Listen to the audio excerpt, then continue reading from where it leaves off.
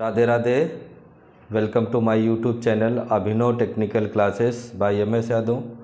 Last video में हम लोगों ने पढ़ा था मैग्नेट किसे कहते हैं, ये कितने प्रकार के होते हैं, किस मटेरियल के बनाए जाते हैं, कैसे बनाए जाते हैं, इनकी प्रॉपर्टीज़ क्या होती हैं, एक मैग्नेट में क्या क्या गुण होने चाहिए, इनके बारे में हम लोगों ने पढ़ा था। उसी के आगे आज हम लोग पढ़ने वाले हैं मैग्नेटिज्म का ही पार्ट 2। हमने बताया है कि हम लोग अब एक तरफ से पढ़ेंगे, कोई भी टॉपिक मिस नहीं करेंगे। एक तरफ से पूरा चैप्टर कंप्लीट करने के बाद उसका ऑब्जेक्टिव करेंगे, फिर नेक्स्ट चैप्टर करेंगे। इस तरह से हम लोग कंप्लीट पढ़ने वाले हैं। तो इस वीडियो को, अगर ये वीडियो आपको लग रहा है कि हमें इससे कुछ मतलब मिल रहा है, हमें कुछ हल हो रहा है इससे, या हमारे मतलब का वीडियो है, तो प्लीज़ लाइक ज़रूर करें और अपने दोस्तों को शेयर ज़रूर करें। तो शुरू करते हैं इसमें मैग्नेटिज्म पार्ट 2 में। पोल को हिंदी में बोलते हैं ध्रुव। तो पोल किसे कहते हैं? तो चुंबक में जिस बिंदु पर, यानी सबसे बड़ी बात होती है, जैसे हमने कह दिया कोई ये मैग्नेट है, एक ये मैग्नेट है, अब इसको हम थोड़ा सा और नीचे बना दें।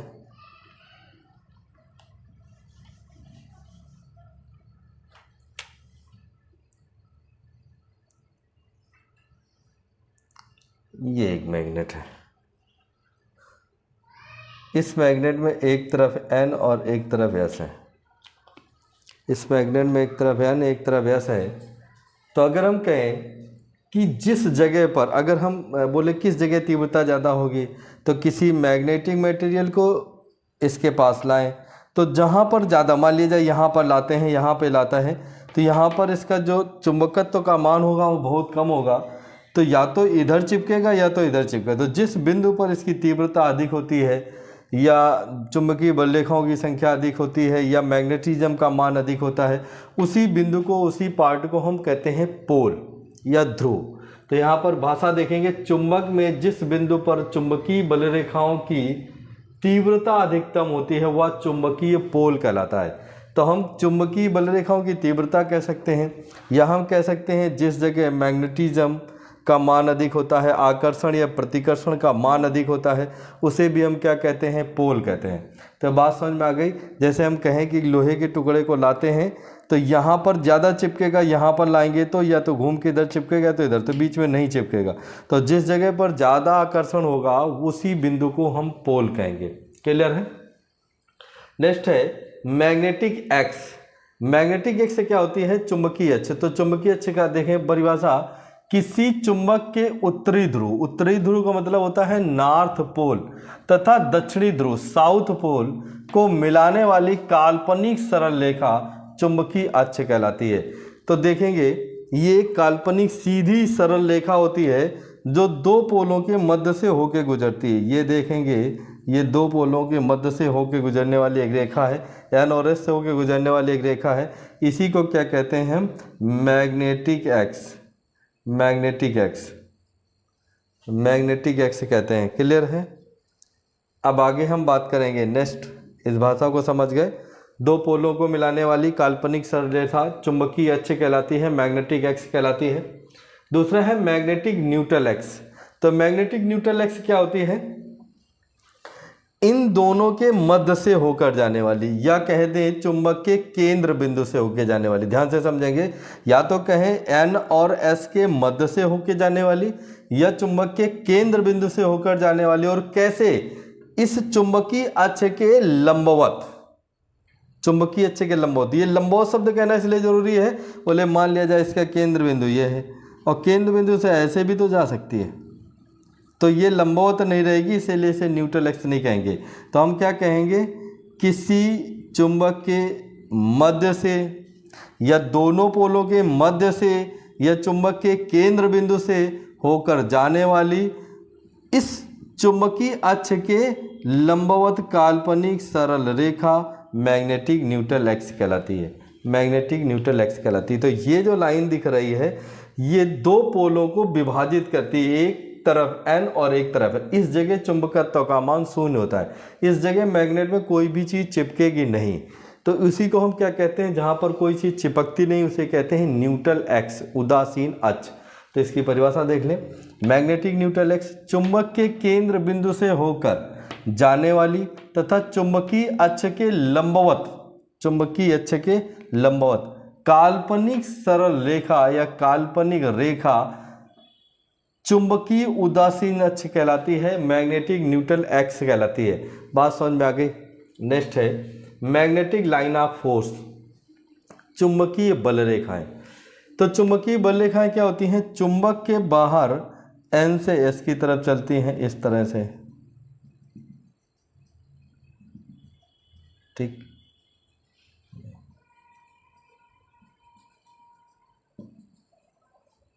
और चुंबक के अंदर भी चलती हैं। तो चुंबक के बाहर कैसे चलती हैं? इनकी दिशा दिख रही है ये, और चुंबक के अंदर इधर की तरफ है, चुंबक के अंदर इधर की तरफ है, चुंबक के अंदर इधर की तरफ है। तो देखेंगे ये जो रेखाएं हैं हमारी एन से एस की तरफ चल रही हैं, ये एन से निकली और एस की तरफ जा रही हैं, और एस से मैग्नेट के अंदर आती हैं फिर ऐसे जाती हैं। तो ये एक वक्र बनाती हैं। क्या बनाती हैं? वक्र बना रही हैं। तो इसी को कहते हैं चुंबकीय बल रेखाएं। मैग्नेट के बाहर एन से एस की तरफ चल रही हैं। देखेंगे ये यहाँ से निकली और इस तरह से जा रही हैं, और इस मैग्नेट के अंदर से फिर आएंगी फिर जाएंगी ये। तो यहाँ पर है मैग्नेटिक लाइन ऑफ फोर्स। यह एक बंद काल्पनिक वक्र है जो चुंबक के बाहर एन पोल से, चुंबक ये एन पोल है ये एस पोल, चुंबक के बाहर एन पोल से एस पोल की ओर, चुंबक के बाहर एन पोल से एस पोल तथा चुंबक के अंदर एस पोल से एन पोल की ओर पूर्ण होती हैं या चलती हैं। तो चुंबक के अंदर एस से एन की तरफ, चुंबक के बाहर एन से एस की ओर। लेकिन केवल इतना कह दिया जाए कि चुंबकीय बल रेखाएं किधर चलती हैं, ना चुंबक के बाहर की बात की जाए ना अंदर की, तो हम हमेशा बाहर की बात करेंगे। तो हम क्या कहेंगे? चुंबकीय बल रेखाएं एन से एस की ओर चलती हैं या एन से एस की ओर पूर्ण होती हैं। नेक्स्ट आगे हम टॉपिक पढ़ेंगे, देखेंगे properties of line of force, चुंबकीय बल रेखाओं के गुण।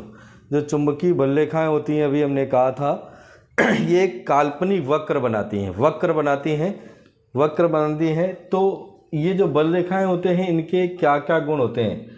तो इनमें पहला पॉइंट है सभी चुंबकीय बल रेखाएं एक बंद परिपथ बनाती हैं, यानी इसे हम चुंबकीय वक्र या एक क्लोज सर्किट कहते हैं। तो ये कैसा सर्किट, एक बार देखेंगे। यहाँ पे हमने कह दिया कि ये एक मैग्नेट है जिसमें एक पोल एन है और एक पोल एस है। क्लियर है? आप लोगों को दिख रहा है? तो यहाँ पे देखेंगे, यहाँ से चुंबकीय बल रेखाएं चले इस तरह से,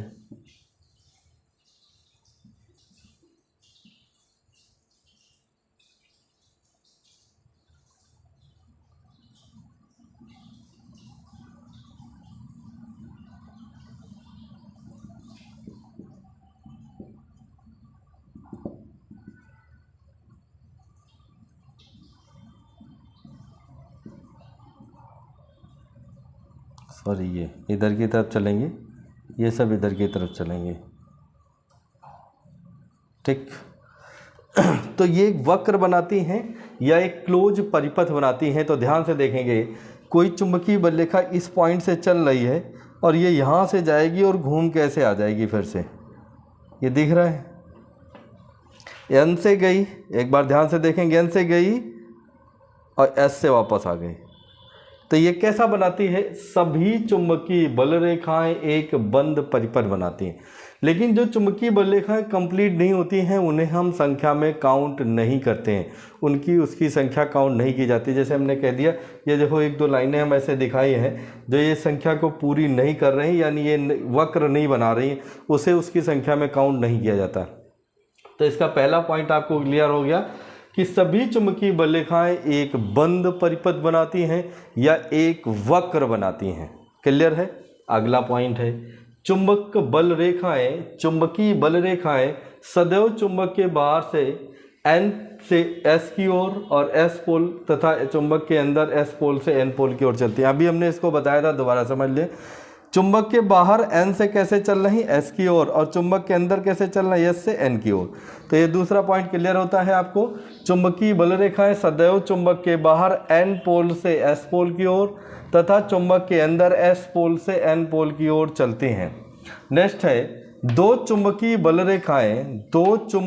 रेखाएं कभी भी एक दूसरे को नहीं काटती हैं। बहुत इंपॉर्टेंट पॉइंट रहता है, यदि दो मैग्नेटिक बल रेखाएं हैं कभी भी एक दूसरे को स्पर्श नहीं करती, कभी एक दूसरे को काटती नहीं है, ये एक दूसरे से तनाव में रहती हैं, टेंशन में रहती हैं, चाहे वो मैग्नेट के अंदर की हो या मैग्नेट के बाहर की।